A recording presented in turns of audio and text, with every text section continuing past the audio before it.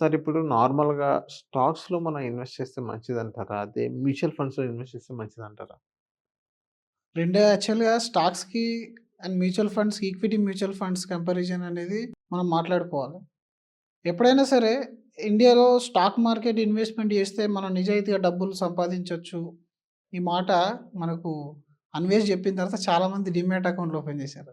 Stock మార్కెట్‌లో డెఫినిట్‌గా మీరొక లీగల్ మనీ ఎర్న్ చేయొచ్చు. లిక్విడిటీని మెయింటైన్ చేస్తూ మనం ఒక వెల్త్ అనేది క్రియేట్ చేసుకోవచ్చు.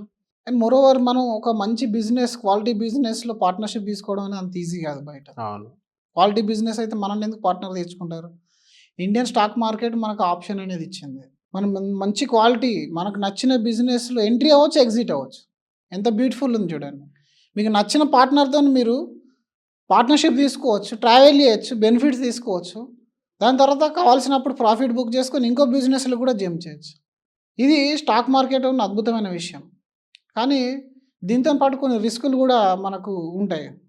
స్టాక్ మార్కెట్ గురించి మాట్లాడినప్పుడు మ్యూచువల్ ఫండ్ అంటే అవుట్‌డేటెడ్ అని, స్టాక్ మార్కెట్ అయితే డైరెక్ట్ స్టాక్స్ అయితే అది 100 టైమ్స్, 200 టైమ్స్ గ్రోత్ అనేది ఉంటుందని చెప్పేసి కొంతమందిలో అపోహ ఉంది. నిజానికి స్టాక్ మార్కెట్‌లో అయినా, మ్యూచువల్ ఫండ్‌లో, ఈక్విటీలో అయినా లాంగ్ టర్మ్‌లో మాత్రం పేషెన్స్ ఉంటే డబ్బు క్రియేట్ అవుతది. వెల్త్ క్రియేట్ అవుతది. లాంగ్ టర్మ్ ఉండాలి అంటే స్టాక్స్‌లో అన్ని స్టాక్స్ నిలబడవు. కొన్ని స్టాక్స్ పోతా ఉంటాయి. ఒక్కొక్కసారి మార్కెట్ 30% కరెక్ట్ అయితే 70, 80% కరెక్ట్ అయిపోతాయి కొన్ని స్టాక్స్. మ్యూచువల్ ఫండ్ ఈక్విటీలో ఏంటనంటే మీరు ఒక సెక్టార్‌లు కొంటారు. లేదా 50, 60 స్టాక్స్‌లు ఒకేసారి ఒక స్కీమ్‌లో ఉంటాయి కాబట్టి, కరెక్షన్ వస్తే ఆపర్చునిటీ లాగా మనం బిలీవ్ చేసుకొని ఎక్స్‌ట్రా అమౌంట్ యాడ్ చేస్తాం. బట్ స్టాక్స్‌లో ఆ స్టాక్ మళ్ళీ లేస్తా లేదా గ్యారంటీ ఉండదు. అలాంటి టైంలో మీరు యాడ్ చేస్తే అది ఇంకా కూడా కిందికి వెళ్ళే ఛాన్స్ అనేది ఉంటది.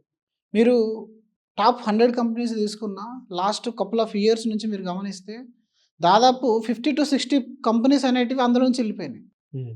దీని అర్థం ఏంటి? అందులో కూడా రిస్క్ ఉంది. The biggest blue chip companies become zero. Biggest blue chip companies. ఇలా ఉండాలి అనంటే మనం అనలైజ్ చేస్తా ఉండాలి ఎప్పుడు. ఒకటి మీ దగ్గర ఫుల్ టైమ్ మనకు వేరే పని లేదు అనుకుంటే, స్టాక్ మార్కెట్ నేర్చుకుంటే, స్టాక్‌లో ఇన్వెస్ట్‌మెంట్ చేయడం కొంచెం బెటర్‌గా ఉండొచ్చు రిజల్ట్. ఆల్‌దో ఇప్పుడున్న సిట్యుయేషన్ ఏంటి అంటే 90% లాసెసే ఉన్నాయి. 80, 90% లాసెసే ఉన్నాయి.